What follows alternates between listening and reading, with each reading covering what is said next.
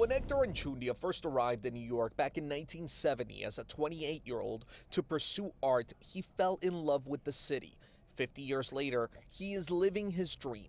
To see him now at 79, to finally just show off his work in like Agora Gallery, it's just great. Anchundia's son says he watched as his father worked on his art without leaving his home in the Bronx due to the pandemic last year. For 120 days, he was just in the studio, just painting day in and day out. The exhibit at the Agora Gallery in Chelsea is a mix of abstract and modern art. Están los brazos. If you follow the outline, you can see the shape of a woman, her arms. It represents the indigenous community in Ecuador, he told me.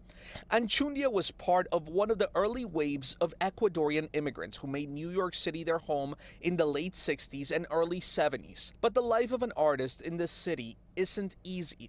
At first, he worked odd jobs and as a mechanic to support himself. In the early 2000s, Anchundia would come down here to the streets of SoHo to sell his artwork on the weekends. He did that for about 15 years. Watching him like every now and then on the weekends being able to sell his work out on the streets to like be in an exhibit, it's beautiful.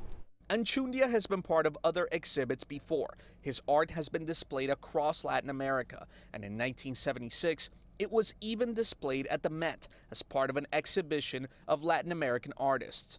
But he says this is his best work yet and wants to pass on a message to the next generation. Telling young artists to keep on fighting, looking up, and to never give up on their dreams. The exhibit will be on display until June 22nd here at Agora Gallery.